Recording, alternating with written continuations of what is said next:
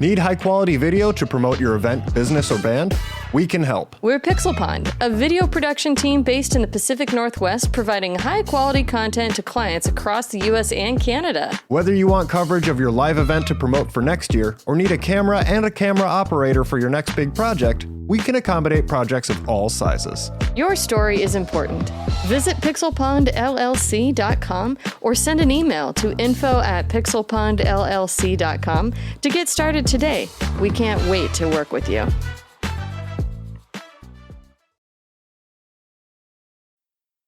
Coming up on Gamers Week podcast. Arrowhead boss Shams Jorjani wants to get as many A-listers as possible for the Helldivers 2 film, as long as they all get killed violently.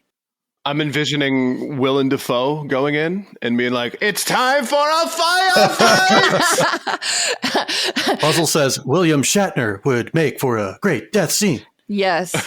I do think Chris Pratt is a good one. I wouldn't mind seeing him like torn limb from limb, but like 6 bugs. Cool, I like it. He's trying to do the whole thing from Jurassic Park, like to some bugs where he's like doing the standoff Yep, or whatever. and And they just go in and rip him to that. shreds. Yep. That's funny.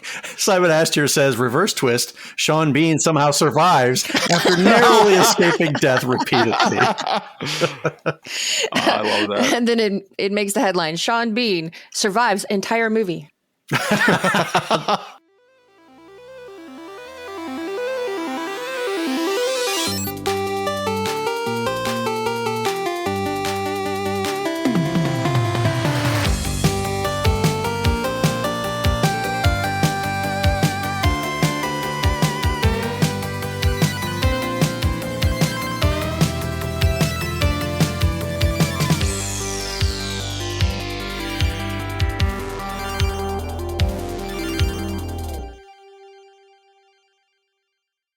I was thinking about something today, like, because I've been watching a lot of Saturday Night Live audition tapes lately, and I was like, that's always been like a kind of like a dream of mine, is to go and be on Saturday Night Live. And one of the things I was thinking of would be if Hans Gruber survived Die Hard, right? And he goes off to be a substitute teacher or an instructor someplace, and yet he doesn't do a good job of like hiding who he is. Like he chose the Bill Clay guy, but it's Hans Gruberstein. And, he's talking to the kids and whatnot and telling them who he is. And he's like, some things that I like are investing, sitting on the beach and earning some monies, and managing crowds of people. And some things that I dislike are nosy cops,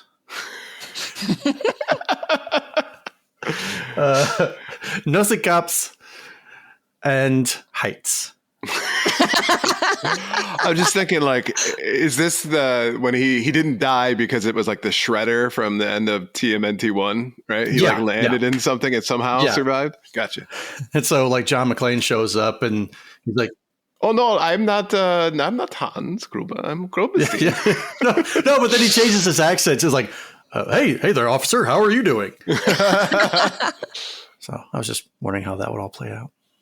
I love that. That's a fantastic idea. Thank you. Is this what you think about at night, laying awake? Yeah, just random stupid shit. Are we ready? Yep. Hey, everybody. Hello. Donnie's frozen. We're starting well. Again? Okay, Yeah. nope. We're good you're now? back? We're good? I think so. Okay. All right. And we're good. And we're good. Still good. I'm keeping my fingers crossed. I'm seeing a little bit of drop frames on my end. Not really sure why, but hopefully we can make it through with no problems, no technical difficulties. Hi, everybody. Hi.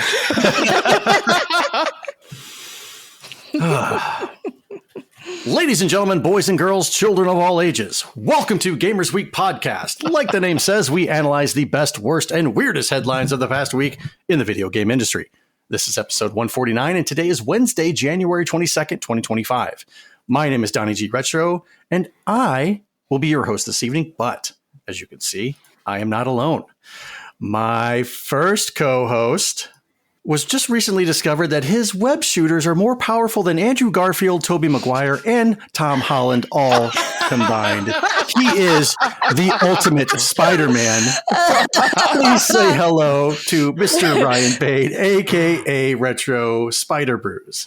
I love that nobody will understand that context. And I love that it's going to stay that way. It's going to completely stay that way. Right? This is, it's like what happens. If you want it to stay that way. But what happens pre-show, it stays pre-show. It's like Vegas, right? Not always. Yeah, unfortunately. I'm very pleased with this. I'm glad you like it. And my second co-host has a new line of feminine products coming out based on Lord of the Rings. Now, whether you choose Rivendouche or Shire Fresh, she's got something for your Mordor. Ladies and gentlemen, we have Writer's View, a.k.a. Blue Williams. Blue, how are you doing this evening? 3 weeks in a row. 3 weeks in a row. We've bled it dry. We've rinsed out the wash rag. It's dry. It's bone dry. Yep. I don't think I'm the one who's obsessed with Stinky Aragorn. I think it's been you two the entire time. Stinky Aragorn. It's that musk.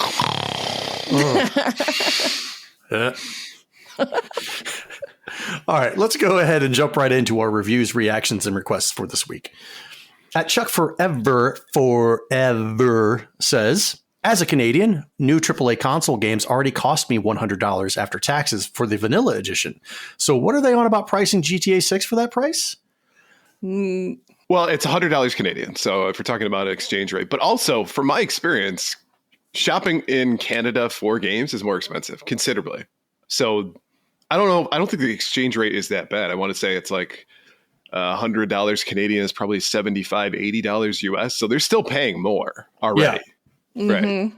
Free healthcare, more expensive games. I think they still got the better end of the deal. Yeah, I'll take the free healthcare. Because if you live in Windsor, just go across the border, pick up the cheap games and come back. Mr. Thou says, I'm excited by the Switch 2 reveal and trying not to be underwhelmed by convincing myself that this is what I was hoping it would be. There is nothing wrong with the Switch. In fact, it's damn near perfect in my opinion. So just a more powerful version is really all they needed to make. Exactly. In Nintendo's history, like every time they've had a knockout console, they followed it up with something weird and lost money and then had to regroup the next time around. This time they're just not doing that. And I think that's the right call. And it started with the N64. Yeah. So maybe they're past their experimental phase now and just looking to settle down? It was a phase. Okay. And at Tony Majors says, I had to send in my props for the joke about Michael Jackson's sex robot that retrogamebrews dropped about Not My Lover. That got a good chuckle out of me. I do have to correct you all on the pronunciation of ease. Donnie mentioned owning a few on TurboGrafx. There are only 3 games, but part 1 and 2 are on the same disc. And it seems he hasn't played them. You're correct. I only say that because on E's Book 1 and 2 on TG16, the opening intro says the name of the title in clear Redbook audio. During the cast, you kept pronouncing it with a yee as in yeehaw, and it's more of an ease as in ease of use. I bring it up so as to maintain your retro cred in the community and to help you avoid all the hate mail from rabid actually Falcom fans. As always, I really enjoy the show and your chemistry, and here's to another year of Gamers Week podcast. I love you, Tony. I just want to point that out. As one pedantic person to another, I approve this message. Ryan can really appreciate this. It's like a fine wine to him. Right. Yes. I can taste it. Oh, yes. I can taste this pain. Tony, I'm going to let you have this one. You're right. I do have E's 1 and 2 on the TurboGrafx 16. I really don't play it all that often.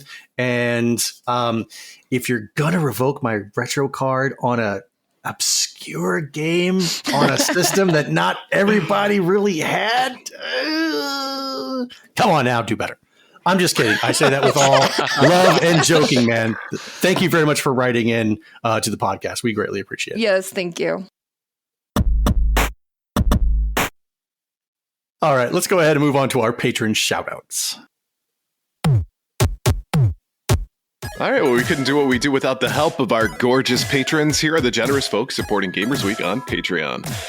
We have a new patron to announce. A big thank you and welcome to Puzzle, which joined our Patreon About 5 minutes ago. About 5 minutes before we started. So thank you so much. They'll be joining number one Blue Sick Voice fan, John Barron, Sassy Sony, Evo Lust, Ry's secret best friend, Mega Retro Man, Gamatroid, Mora Deeb, Michael LeKite, Emo S, Bill Tucker, The Real Retro Game Brews, Fook Cakes, Pickled Pepper, Ducks with Thick Thighs. Absolutely the best podcast, a work in progress. Wizard of Zardoz, Bobson Dugnut, Blues Little Sis, Loudmouth, Retro Blast Pat, B&T Zilla Guy, The Mad Milkman, Seven Castle Forest, Crunchy Kong, Sheriff Snacks, Frank Grande, Love Retro BTW, Steven Sand, Ramboski, Terry Kinnair, A-Gil 2020, and Don't Make Me Pull This Car Over. Games with Coffee, Hybrid Divide, You Fall Before Me, Davey PGH, the Pixelpon family, including Shannon Luke, and Zach. Huge thanks.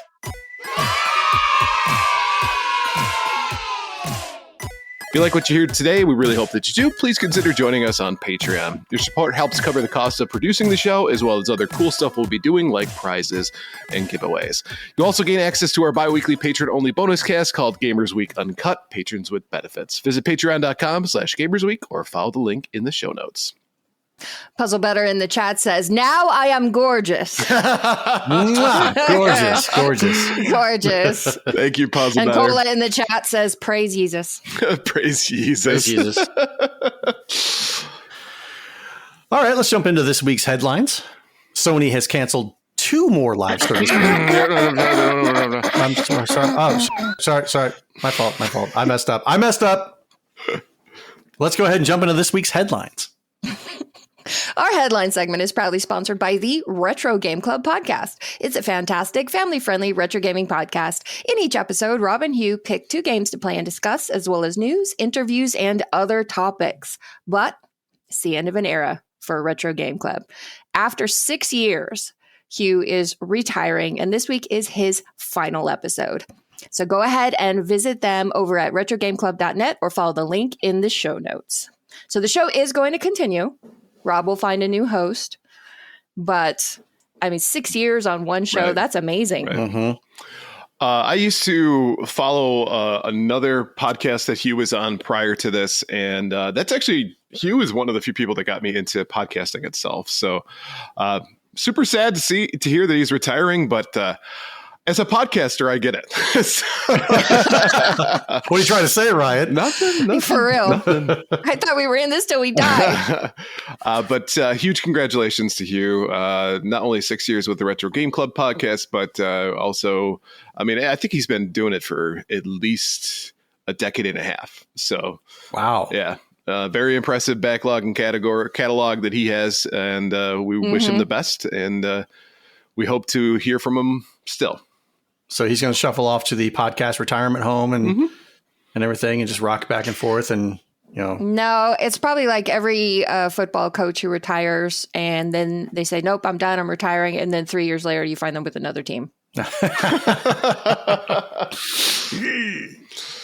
That's a hell of a way to let them know, to let everybody know that you're going to a different podcast, Hugh. I just mean, you love the game too much. That's what it is, right? You love the game too much. Yeah. You can't stay away. Yeah. Yeah. I didn't choose to podcast. Podcast chose me. All right. So in this week's headlines, Sony has canceled 2 more live service games. One from its remake and remaster studio Bluepoint, and another from Days Gone developer Bend Studio in Oregon, the company confirmed to Bloomberg. The cancellations are the latest failures for Sony in the games as a service arena following the spectacular flameout of Concord in September 2024. In 2022, Sony acquired Destiny 2 developer Bungie and announced plans to have 12 live service games running by the end of the 2025 fiscal year. Those plans have failed to materialize after Sony revised that number down to just 6, of which Bend and Bluepoint's games were likely 2 of them. Already axed are Naughty Dog's The Last of Us PvP game, a rumored Spider-Man Online game, a live service Twisted Metal game, and a third-person Destiny spin-off titled Payback. This leaves just Bungie's Marathon and Haven Studios' PvP project still in the works, alongside continued support for Helldivers 2, which Sony is publishing.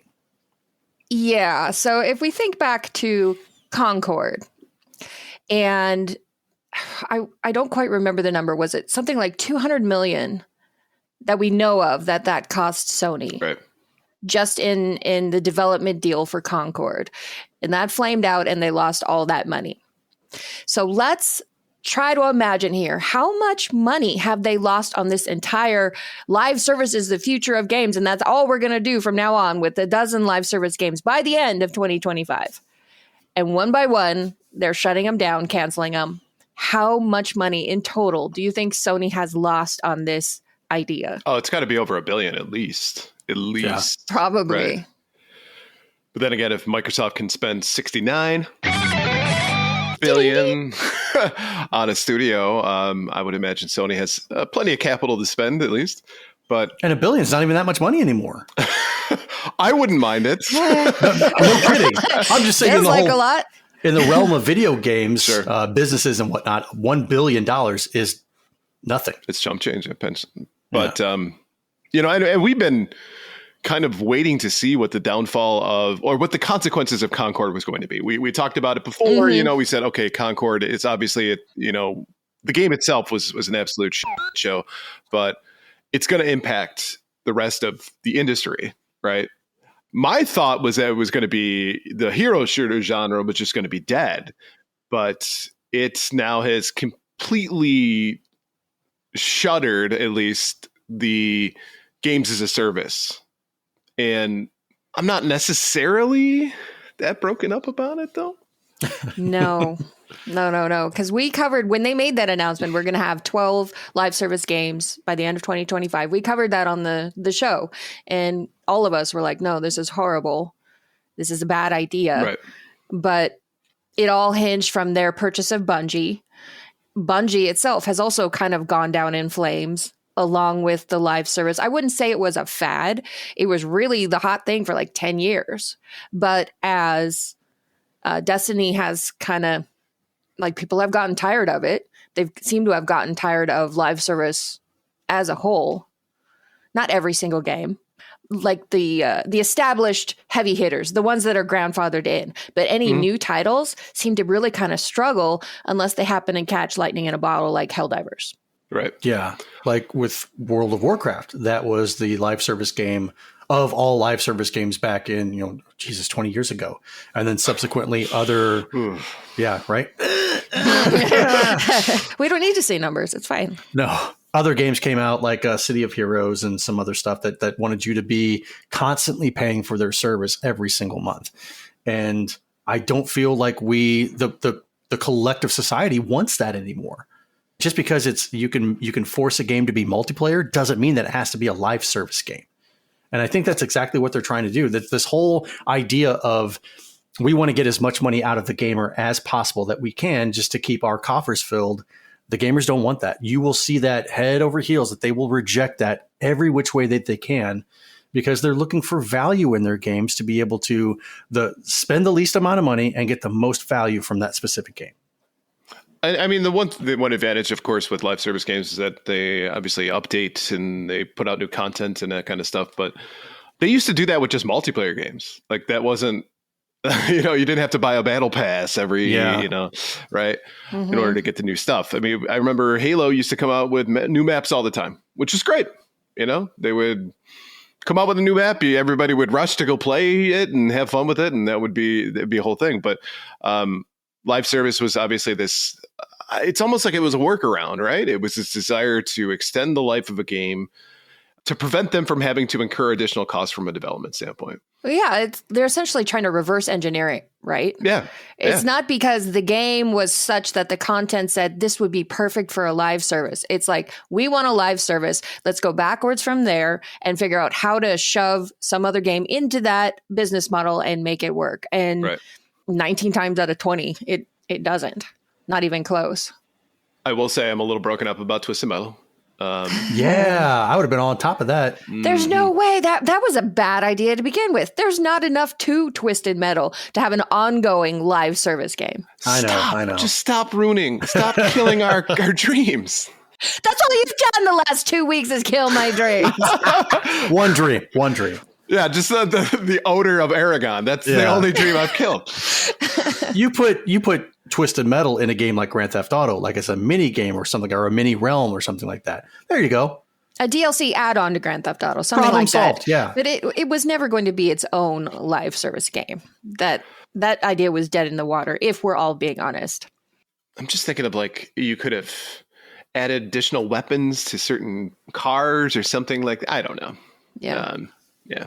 Retro AF says, honestly, I have zero interest in the live service marathon, and what they showed doesn't even look like a marathon game. And Doogie Forever says, Concord was like Homer's car. Great ideas, but ugly and cost way too much. Main Ace Chase says, hear me out. Twisted Metal, but the Fortnite formula. What do you Battle mean? Royale? So 100 cars, and instead of running around with guns, you're driving around wrecking the other cars.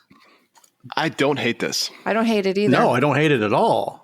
Battle Royale? I mean, you could set up like a huge map, and yeah, it's got all the things that are, I mean, Twisted Metal already has the items that are spread out on, where you're picking up ammo and all that stuff. And It might work as long as like the battle pass isn't too expensive, because I don't believe, when was the last Twisted Metal game that came out? I don't know off the top of my head. I don't remember, but I don't know if the player base would be there. Blues to Google. I don't know if the player base would be there to play or to justify having Twisted Metal as its own game. Webhead said the odor of Aragon sounds like an unlockable ability. It's a card in like Magic the Gathering. Yeah, Twisted Metal 99. I think that could be fun. Look what they did with F-Zero 99. Come on, right. It'll work. So the last release was in 2012, just Twisted Metal. For a Twisted Metal BR, Retro AF is asking, would you have to parachute in and hunt for a car to drive and get run over by other players who already have a car? Ooh, that's a very good question. I don't hate this idea. Interesting. I like what's going on here. We're doing good work here tonight. Somebody write this down. Yeah, somebody write this down. Somebody make this happen. Sam Disfaction says, I'm turning slowly into pirating again because of all these different services and price hikes. It's just not affordable anymore. I agree.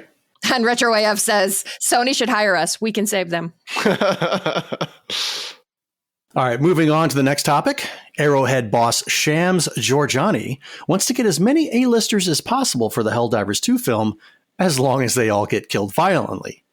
Jorjani shared his wish in the Helldivers 2 Discord while responding to a user who expressed hope that Chris Pratt, who seems to star in everything, won't be in the film. We're all hoping for as many A-list actors as possible, Jorjani wrote, as long as they all get killed violently immediately. But Arrowhead may not have much of a say in the matter. Arrowhead Chief Creative Officer Johan Piletst said on X that while the studio will be involved in the film, it's not clear to what extent just yet. The long answer is that we'll see, Piletst wrote. We are not Hollywood people, and we don't know what it takes to make a movie, and therefore we don't and shouldn't have the final say. I applaud that. You don't know anything about it. Stay away, stay out of the mix. Yes, let the people who know how to do this handle it. But I love this idea. Yeah, of course. I'm envisioning Willem Dafoe going in and being like, it's time for a firefight! Puzzle says, William Shatner would make for a great death scene. Yes. I do think Chris Pratt is a good one. I wouldn't mind seeing him like torn limb from limb, but like 6 bugs. Cool, I like it. He's trying to do the whole thing from Jurassic Park, like to some bugs where he's like doing the standoff or whatever. And they just go in and rip him to shreds. Yep. That's funny. Simon Astier says, reverse twist, Sean Bean somehow survives after narrowly escaping death repeatedly. I love that. And then it makes the headline, Sean Bean survives entire movie. He hasn't died in every single movie. He didn't die in National Treasure. Oh, that's right. He was a National Treasure. Yeah. Right. I'm sure that was a mistake. But I also think this would be fun because, like, was it Daniel Craig who had a cameo that nobody knew about in The Force Awakens where he played a stormtrooper? Yes. People love that kind of stuff. And I think actors like to do it. So I think this is a great idea. And it would help drum up interest in this movie from people who don't know what the hell Helldivers is. Good point. Mayonnaise Chase says, The Rock, Kevin Hart, and Jack Black have to die for sure. Oh, God. For sure. I think I'm done seeing those three in any movies whatsoever for a while. But if they were only in the movie for about 20 seconds. That's fine. That's fine. But not billed as the main talent. Well, I mean, if you really want to see Jack Black die, just watch The Jackal. Ah, you're right. He gets destroyed and ripped up in that movie. Hold out your hand. Boom. Yep. Told you it was off. All right, next up, Balatro has passed 5 million copies sold as the developer implores fans to play more indie games. The news was shared on Tuesday on the Balatro Twitter/X account. The last few weeks have been pretty wild, the post reads. To everyone who picked up Balatro after seeing it at the Game Awards, we hope you're having an amazing time with it. If this is your first time picking up an indie title, try to make it a habit. There's some amazing stuff out there. Local Funk, as the game's solo developer is known, released a list of his favorite indie games at the start of this year, with his top pick being Animal Well. Balatro was released in February last year, really? And is available across PC, Switch, PlayStation, Xbox, and mobile devices. It won Best Mobile Game, Best Debut Indie Game, and Best Independent Game at the Game Awards 2024. 2 months after its release on mobile, a report estimated the game had generated almost $4.4 million on mobile alone. I didn't realize Balatro was released back in February. Yeah, it just recently became like this sensation, right? Yeah. I don't even think we probably talked about it back in February when it came out. The premise doesn't sound that interesting. And it was only through word of mouth that this thing kind of took off and became this viral sensation. And now everybody loves it. And it's basically video game crack. It is like, I feel like Chris Rock in New Jack City. I cannot put the crack pipe down. It's fun. And I first heard of it whenever you were talking about it, Blue, a couple episodes ago, or not a couple episodes, but a while ago, where you said something about the card game and how it's gambling, but you're not. It's not gambling. Right. It's not gambling. You're earning money. You're spending that money to increase your deck or better your deck, but it's not gambling whatsoever. You're not saying, oh, I'm going to bet money that I win on this one or not. And it's a ridiculously fun game. It makes you think. You've got to place the jokers in the right position sometimes to get the most multipliers and whatnot. And the right position is important. It's very important. I love the game. I stopped playing Breath of the Wild to start playing Balatro, and I'm hooked. I will say I'm really impressed, though, with the developer here coming out with their own list. You know, often, somebody who's gotten the celebrity and they appreciate it, and obviously they're hugely thankful to the fans, but to spread the love, using their platform to spread the love. Right. It's a testament to them as a developer. I mean, I've already was impressed with the whole, like, Peggy 18 rigmarole, right? Right. So I think that this person is, again, kind of a role model for your average indie developer and setting people on the right path to find. Not everybody just has to play AAA games like that. Of course. Like, there's more out there. And I guarantee you there's an indie game that will hit that sweet spot for you. Right. They're just hard to find because they just don't get as much press. Yeah. And we spend the majority of this show talking about what's going on in the industry, and almost all the news is dominated by the big AAA publishing houses and developers. Right. And it's always a lot of drama and it's always a lot of bad news. And then it's kind of like the indies exist side by side with them rather quietly, just offering us all what we all really love about games and what we're looking for about games. You have to work a little harder, like you said, to find those titles that really speak to you. But when you find them, they're amazing. They're like the hobbits. They're blended in amongst taller people and the adults and everything. And you're just like, oh, hey, who are you? Oh, come here. Let me play you for a little bit.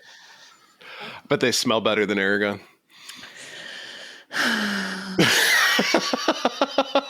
As we said, hobbits smell like feet and potatoes. Potatoes. Again, I think that's an improvement. Aragorn grew up in Rivendell. He's always had the magic elf soap, the Rivendouche. Did he? He's had it with him the entire time. Magic elf soap. Is the Old Spice jingle Elvis Spring. Sam Disfaction says, got to find the indie games between all the hentai games. Those are the indie games Ryan's looking for. Yeah, I was going to say, maybe find the hentai games in between the indie games.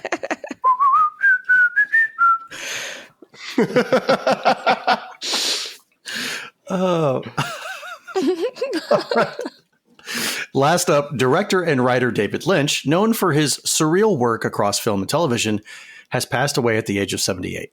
While Lynch is best known for his work on TV series such as Twin Peaks and films like Mulholland Drive, the creator is also a memorable part of PlayStation's history, responsible for several iconic PS2 adverts, which arrived with that unmistakable Lynchian brand of surrealism and shades of neo-noir. The most famous of these adverts is the brilliantly bonkers black and white affair known as Welcome to the Third Space. Kicking off with a wailing siren, a voice asks through a speaker, "Where are we?" A man walks through a corridor, his head detaches from his body, it reattaches, an arm comes out from his mouth. "Welcome to the third place," quacks a suited duck. Posting on social media, Remedy boss and Alan Wake writer Sam Lake shared his sadness at Lynch's passing. "David Lynch has been a huge inspiration to me and a huge influence on my work," he wrote. Rest in peace. Welcome to the third place. PlayStation 2! The third place! So I just posted the link in the chat for that PS2 commercial that David Lynch did. So if you haven't seen it, definitely click on that link and check it out because it is so weird. It's all the weirdness that you love about David Lynch and the 90s, like mixed together. And I didn't see this at the time it came out. I only saw it later thanks to YouTube. But I can only imagine sitting there already elbows deep in the hype waiting for the PS2 to be released and seeing that commercial and be like, wait, what am I buying again? Were you high at the time? Like, what is this? What the hell is happening? Yeah. Oddly enough, it's not the weirdest PS2 advert I've ever seen. The one with the baby, I think that might be the weirdest one.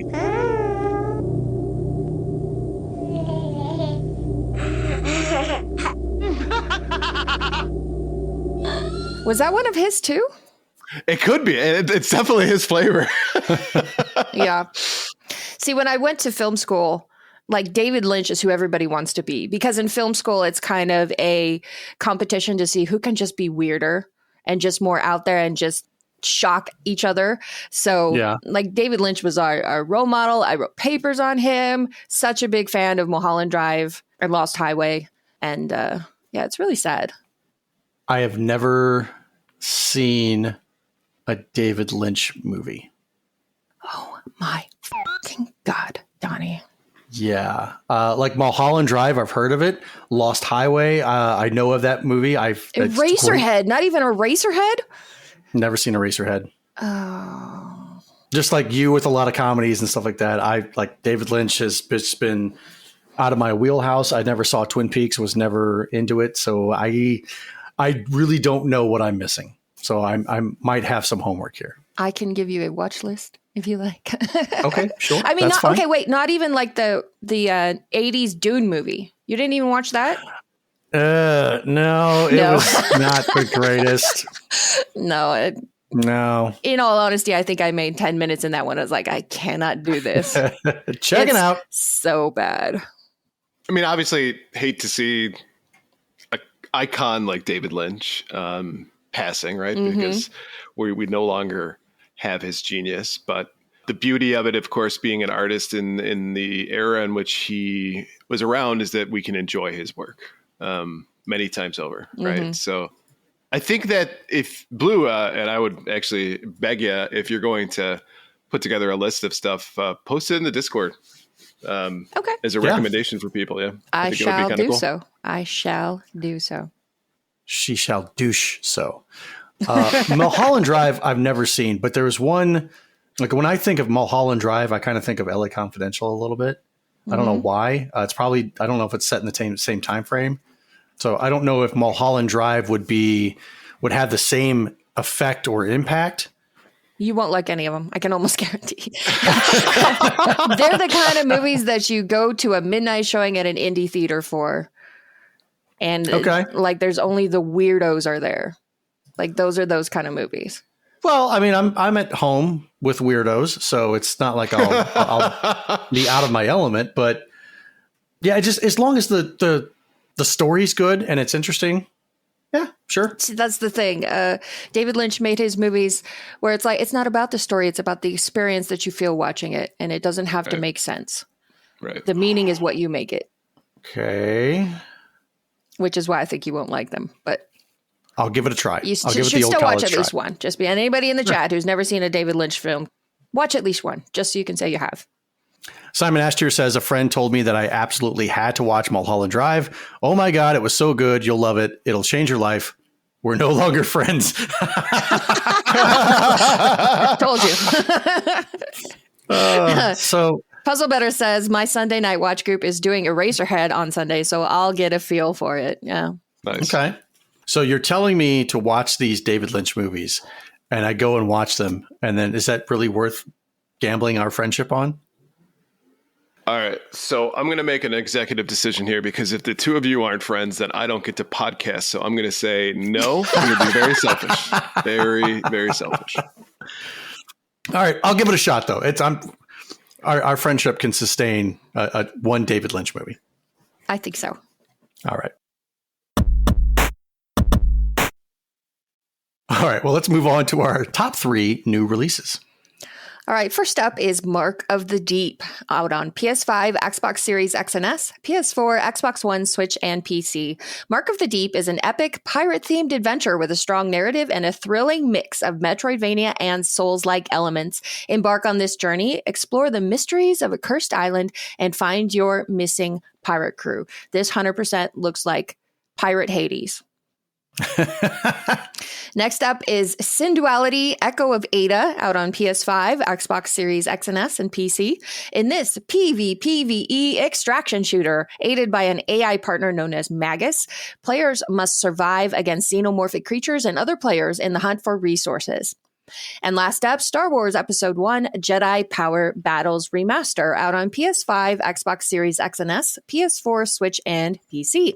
Take back the Threed Royal Palace in this remake of the 2000 title for PlayStation and Dreamcast.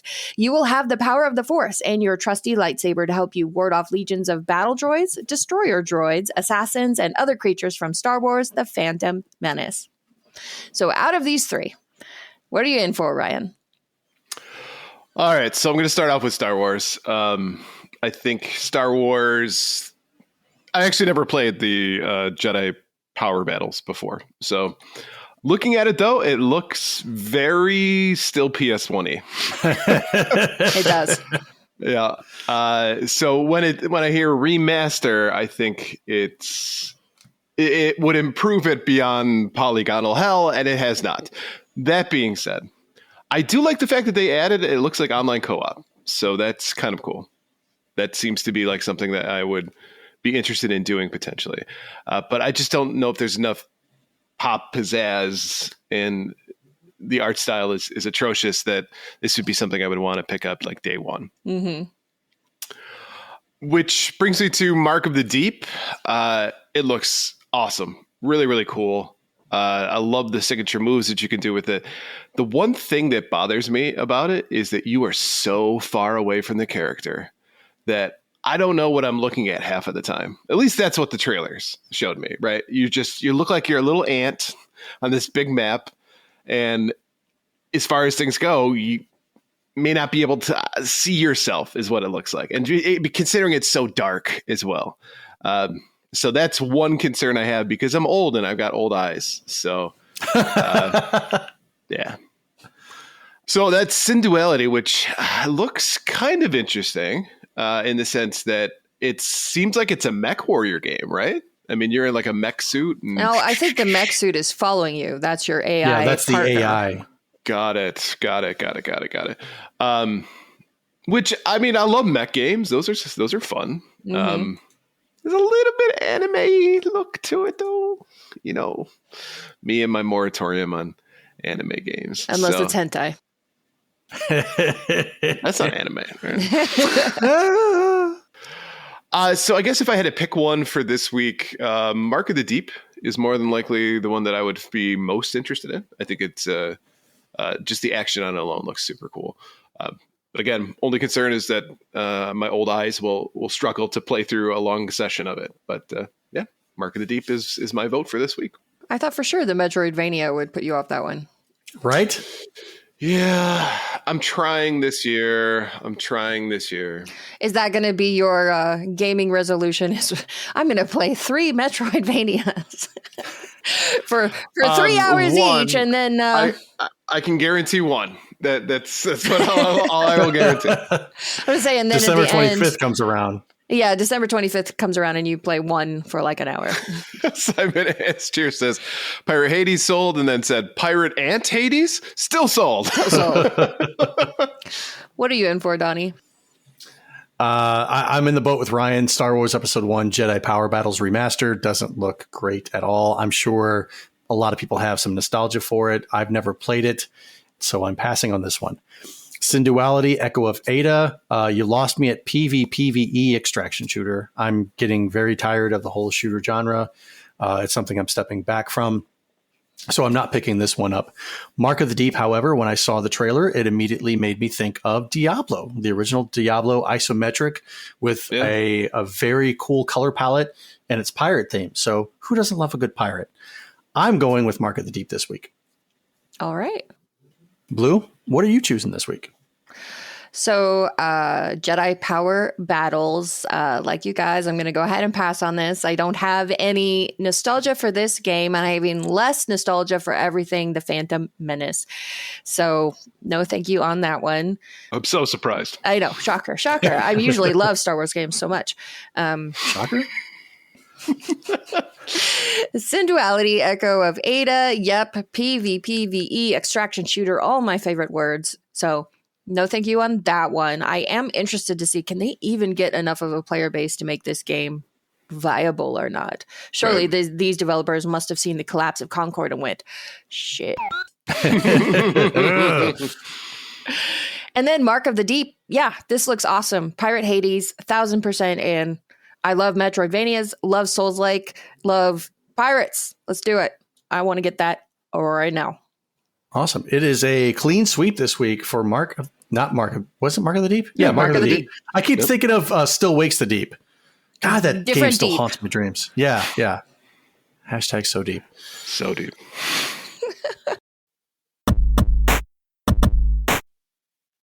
All right, before we move on, let's take a quick break to talk about our sponsor. This segment is proudly sponsored by A Gamer Looks at 4D podcast. The show explores the history of video games through the stories and experiences of the people who lived it. On this week's episode, Bill and his guests continued his Final Fantasy VII series by sharing his first impressions and initial thoughts about this incredible, enduring title. This week's question is, what's a game that absolutely wowed you from the very first screen? Let Bill know your answer by sending him a tweet at A Gamer Looks at 40 on Twitter and Blue Sky. Webhead says, Ryan and Donnie like it deep, I see. You know me. Yes, we do. So I'm actually going to cheat on this one and actually say for me, it was Final Fantasy VII. So as soon as you hit start new game, it has this broad view of the city of Midgar, and you're coming down into it, right? And then all of a sudden you realize that now you're on top of a train, and the train is going through, and it's just intense. And then all of a sudden, as soon as the train stops, it's like action starts, right? All of a sudden you're jumping off the train, and you got that music, the music. Oh, I was hooked from that first scene, hands down. So that's amazing, the one that, cinematic. Yeah, just and I mean, especially at the time, holy shit. Yeah. Like nowadays, you're like, all right, it looks all right. Yeah. Looks very PS1-y. Exactly, very PS1-y. So 3 immediately came to mind for me. Most recently was Astrobot, which that game is that series is always amazing right from the beginning. They know how to hook you. The next one that came to mind was Ghost of Tsushima, which that was the most gorgeous game on the PS4. And I'll fight anybody who says otherwise. And then Kingdom Hearts. From that first opening menu theme, as soon as that first piano melody started, I was like, that's it. This game has my heart. And that's all it took. Is that the dearly beloved song from piano theme from Kingdom Hearts? Mm-hmm. Okay. You know it. I do know that because it's good. Sam Disfaction says Xenoblade Chronicles 3 and Zelda Breath of the Wild for me. Breath of the Wild's another good one. Yeah. Nice. I have to say Metal Gear Solid.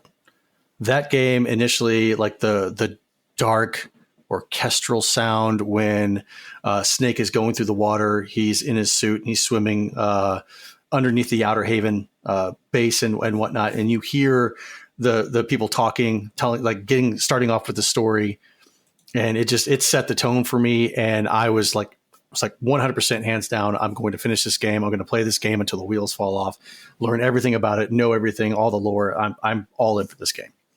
Nice. Simon Asher says, a game that absolutely wowed me from the very beginning was Unreal. The 3D-ness, the smooth frame rate, the brand new video card helped, the impossible alien world, the swooping camera. The game didn't quite match, but that intro was something special. And Webhead says, oh, somebody say otherwise about Ghost of Tsushima. I want to see Blue punch a bit. Is Blue Williams going to have to choke a bit?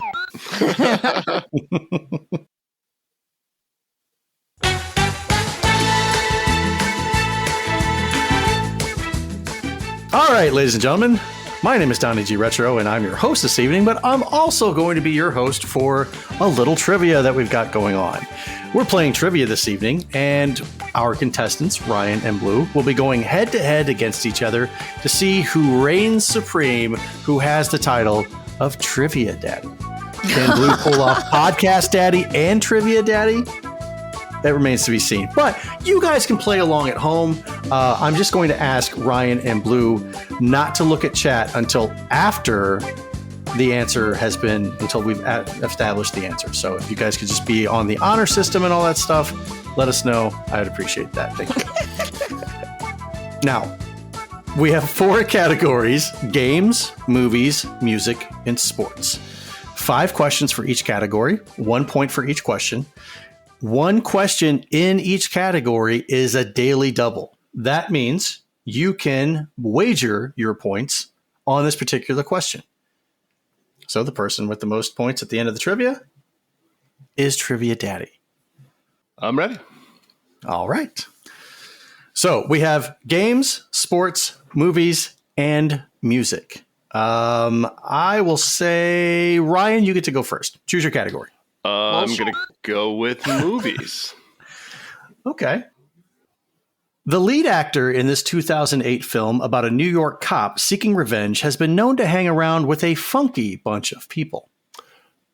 Does it say who is? Yes. Who is, what is? Yeah. Okay. Who is Mark Wahlberg? Incorrect. You didn't read the question, or you didn't listen to the question. You said who's the actor? The lead actor in this 2008 film. Okay. So I'm asking for the film. Oh, God. The lead actor in this 2008 film has been known to hang around with a funky bunch of people. Oh, then I have no idea. Blue, would you like to steal? A cop seeking revenge? Is that what you said? Mm-hmm. I normally watch everything that Mark Wahlberg is in. I don't know how I missed this one. No, sorry, I don't know. Okay, so I'm going to go. No, neither one of you know it. The answer we're looking for is Max Payne. Oh, I refuse to see that movie because I hate Max Payne. Well, why do you hate Max Payne? Because everyone called me that when that game came out, and I hated it. Okay. I mean, there's so many worse things you could be called than like an action hero. Right? Cool. And after a cool game. Retro AF, I agree with you. Boo these people. They both got it wrong. Boo! Now, in Ryan's defense, I will say that it probably was a little bit of confusing for the question. Oh, good. Yeah, I apologize for that. Blue, you're up. What category would you like? Games. Games, okay. This video game system had only one controller port on it. You had to daisy chain the controllers together for multiplayer. I don't know. Is that your answer? Yeah. Ryan, would you like to steal? I believe it's the Panasonic 3DO. Correct. Ryan gets 1 point. Ryan, you're up. I'm going to go with music, and I'm going to lose this one because you like all those like weird, obscure bands from the early 90s. So wish me luck. In the song Juicy, this 90s rap artist regaled us with the tale of having both a Super Nintendo and a Sega Genesis. Oh, shit. And it's the artist who I'm naming, right? Correct. Oh, it's right on the tip of my tongue. This 90s rap artist regaled us with the tale of having both a Super Nintendo and a Sega Genesis. It's living the dream, honestly. Yeah, I'm going to pass on this one. I can't. Blue, do you know it? Oh, I have no idea. Super Nintendo, Sega Genesis. When I was dead broke, man, I couldn't picture this. The Notorious B.I.G. Yes, and Ramboski, he got it right in the chat. There you go. I think the chat's going to end up being Trivia Daddy, if I'm honest. Blue, you're up. Sports. And again, I'm not going to get this. Okay. This boxing game used full motion video, which made people feel like they were on the next level of gaming. Ryan's rubbing his hands. I think he might have an idea.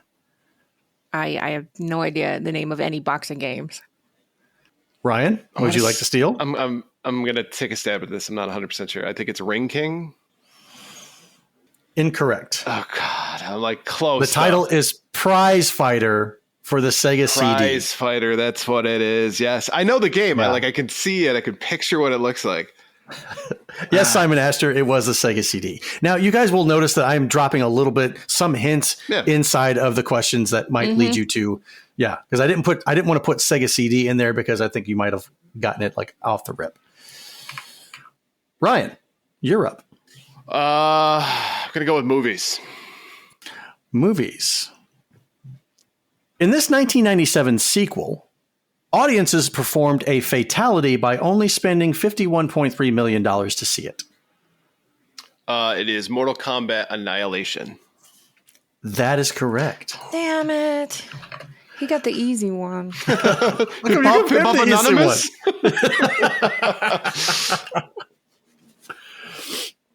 All right, so Ryan, since you got that one correct, go ahead. Choose your category. I just chose it, so technically it's blues. Well, since you got the answer correct, you would still get we're to go. going We're playing Jeopardy rules, rules. but you know what? Go Blue. Go ahead. Choose your category. I'll go games again. Okay. This video game dog who giggles at you when you miss your shots in Duck Hunt has a name. Oh, really? Fido? I don't know. Incorrect. Ryan? Asshole. Asshole. You're right. That's probably it. His name is not Asshole. His name is Hunt. The dog's name is Hunt. Yeah. I just discovered that today, and I was like, I kind of made that same face. No wonder that's not a well-known thing. Everybody is just like, no, that's not a thing. Ryan, the choice is yours. Yeah, he's a real Hunt. And he belongs to Mike. He's Mike Hunt. We're going to go with sports. This running back titan was the first athlete to grace the cover of Madden Football. Chris Johnson? Incorrect. Okay. Blue? Derrick Henry. So disappointed in Ryan, especially. Eddie George. Oh, yeah. Good old Eddie. Eddie George was the first athlete on Madden Football. The last, the oldest running back I could think of from the Titans was Chris Johnson. So yeah. I get it. Blue, you're up. Music? Is that? Yeah. Music. Yeah. The musician is responsible but not credited for producing the music to Sonic the Hedgehog 3. Michael Jackson. They both perked up. She got it. Yes, you are correct. I got a boy. Blue coming in with the point. Ryan, I'm going to go with games. Games. This is the Daily Double. Ryan, you currently have 2 points. You can wager everything on this question, 1 point or nothing. Let it ride. You're going to bet it all? Bet it all. All right. For 2 points, this game allows you to beat a boss fight, not by fighting, but by changing the system's clock 1 week ahead and having the boss die from old age.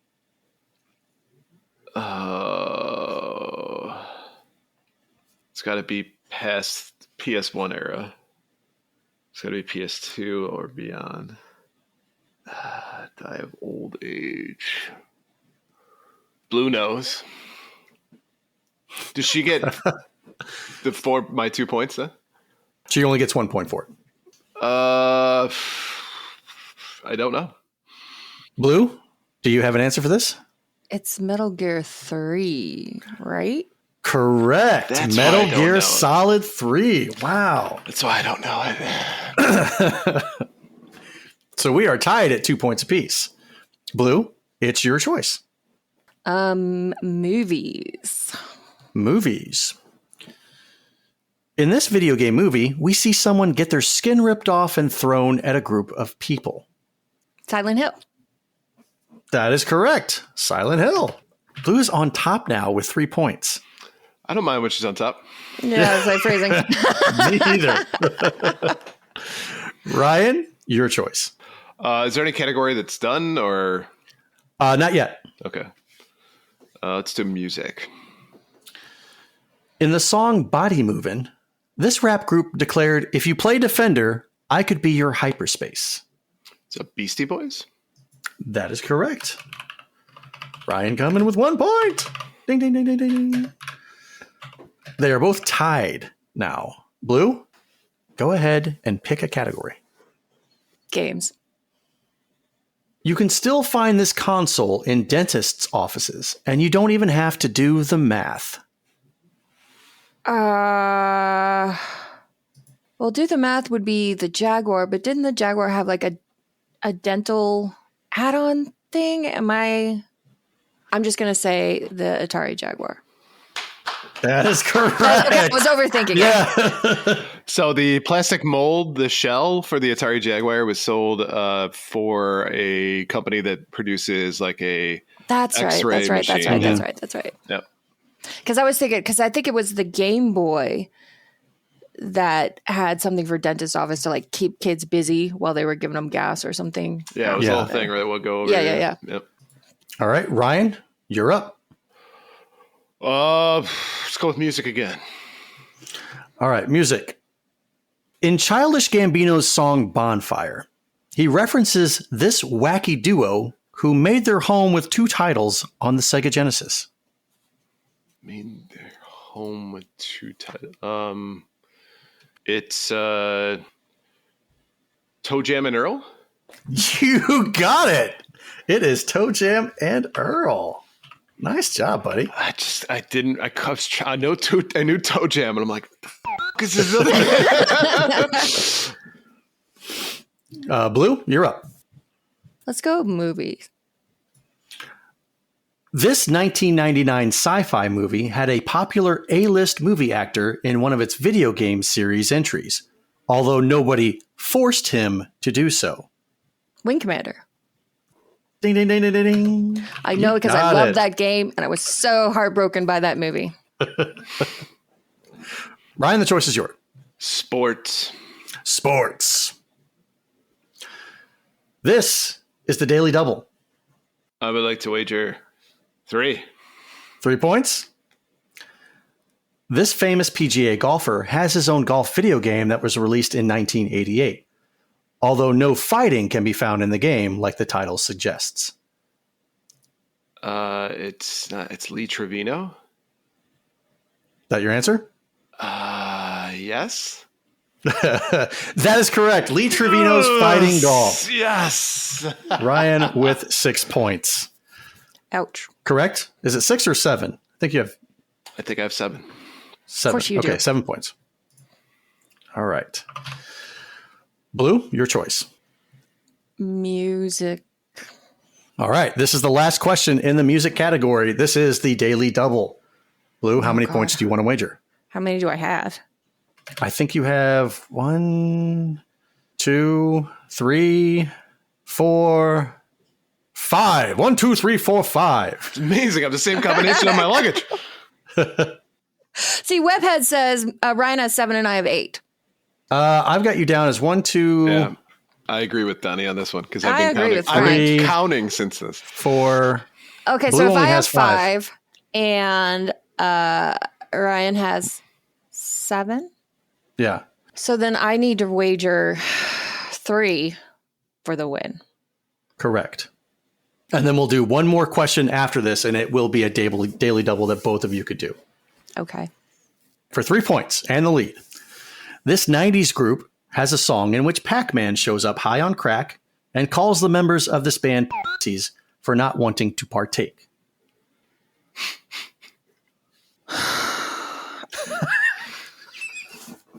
The Bloodhound Gang. I don't know. That is correct. No way! Yes. It's a song called Mope. Wow. Awesome. Okay. I thought I was doomed. I think we need video evidence of how she pulled that out of her ass. Hey, I've been known to pull out a trivia question out of my ass just out of the blue. Yeah, you did. I was just thinking, what 90s group just wrote weird shit? The Bloodhound Gang. All right. This is the final question, and this is for Trivia Daddy Supremacy. Okay. Here we go. You guys ready? Mm-hmm. So how many points do both of you want to wager? What's the category? You don't know that. Oh. So I'm ahead by 1. By 1. Correct. Go ahead, Ryan. I'll wager 4 points. Ryan is going to wager 4 points. So then if you want to think of 8. You'd have to wager 4 to stay in the lead. Thank you, 4. 4? Carry the 2. Yeah. Okay. Now, I'm not sure how this is going to be fair. I'm going to just go and say I'll need the answer from both of you. Why don't we do this? I'll take my headphones off, right? Okay, You ask sure. me the question, I'll take our headphones off. And then, Donnie, you give me like a thumbs up when you're ready. And if we both get the question right, then we both get points. Yeah. Yep. Okay, cool. I'm ready. Go ahead. This video game is aptly named as its creator thought it would be his final video game due to financial difficulties. Final Fantasy. Or you're asking for the creator, not the series. No. Just the video game itself. Okay, yeah. So Final Fantasy. your guess is Final Fantasy. Mm-hmm. Ryan, go ahead. Take your headphones off. Ryan, go ahead. All right, I'm ready. Okay. All right. This video game is aptly named as its creator thought it would be his final video game due to financial difficulties. Final Fantasy. Final Fantasy. Blue, go ahead and put your headphones back on. Ryan knew it too. So Blue was ahead by 1 point, and they both wagered 4 points. Ryan said Final Fantasy. Blue said Final Fantasy. The correct answer is Final Fantasy. You both got it right. But son of a bitch. Does that mean I'm Trivia Daddy? For this month, yes. Yeah. I think that's But what that means. You need a big, like obnoxiously big gold chain that says daddy. I am so going to buy one of those too. I'm going to buy one of those and I'm going to wear it for the show. Please do. That would be amazing. Thank you, everybody, for stopping in for our trivia session tonight. We appreciate Ryan and Blue being gracious participants and everybody playing at home with the home game. Thank you, and thank you. That about wraps it up for this week's episode of Gamers Week Podcast. Thank you for listening to episode 149 of Gamers Week Podcast, and a big thank you to the Retro Game Club Podcast, Love Retro BTW, A Gamer Looks at 40 Podcast, and Pixel Pond Production Company for sponsoring this episode. Don't forget to check out their links in the show notes. If you want to connect with Gamers Week, follow us on X and Blue Sky at Gamers Week PC. Ew. Watch us I know, I'm sorry. Watch us right here on Twitch at twitch.tv/GamersWeek Podcast, where we will record live every Wednesday at 8:30 p.m. Central Time. Email us at gamersweekpodcast@gmail.com. Visit our merch store at gamers-week-podcast.creator-spring.com. Or if you want to do it the easy way, follow the link in the show notes. And last but not least, join us on Patreon at patreon.com/gamersweek. And finally, since you made it all the way to the end of this episode, please leave us a rating and a review to let us know how we did. We really do value your feedback. While you're there, consider subscribing on iTunes, Spotify, or your podcast platform of choice. And you can also send us in some letters letting us know how we messed up. I do like this. Yes, I actually love those. So please send those in. Ryan has a pedantic kink, so please, he needs some new material. You're not wrong. And Sam Disfaction says double daddy. Double? Double daddy. I don't know if I like that at all. It's like you can order her from In-N-Out Burger. No, a double? Yeah. I'll have the double daddy animal style. Nice. Thank you so much, everybody, for joining us everyone. tonight. We really do appreciate you. We will see you on YouTube on Monday whenever we do an actual uncut episode, and then back here live next week for our 150th episode. We can't wait, and I hope you can't wait either. Thank you very much, guys. Have a great night. We'll see you later. Take care. Bye. Bye. Double daddy. Double daddy.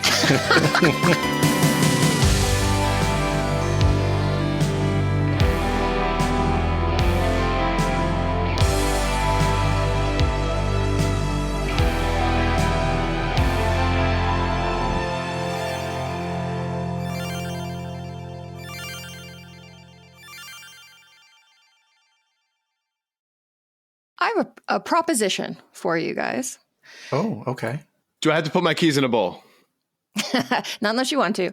The Bills and Chiefs game is coming up this weekend. Really? I hadn't heard. Yeah, I know you were kind of checked out on football this year, but since Ryan doesn't wish to do a bet this time, and I, as you have pointed out before, have never been part of these bets. So I will get behind the Eagles to go all the way. Oh. So if it comes down to one of those teams plays the Eagles, then I will be part of the bet. So wait a second. Ryan doesn't want to bet with me, but let's just say by some miracle the Bills happen to beat the Chiefs this weekend. I don't like your tone, sir. Will Ryan be betting with you? I suppose that's up to Ryan. Yeah, I'd be more comfortable betting against. Oh, you. that's unfair, man. Oh God. What? What? You're getting this intro then. I think I'm about to be called a put. Welcome to Gamers Week Uncut. Welcome to Gamers Week Uncut. Welcome to Gamers Week Uncut, Patrons with Benefits. This is the unscripted, patron-only bonus cast with less editing and more dirty jokes. We don't know where the conversation will go, but we're sure it will be weird. This fish just went right on my nipple, and I'm just like, I Google Street Fighter 6. The first search result that comes up is people think they can see Ryu's in the Street Fighter 6 reveal. Listen up here, kids. You're not going to want to get one of those VD-STDs things, right? Make you fall off. When you go, grab a pro. You'll be doing it for America. that was perfect. If you want to hear weekly episodes of our patron-only bonus cast, join us at patreon.com/gamersweek.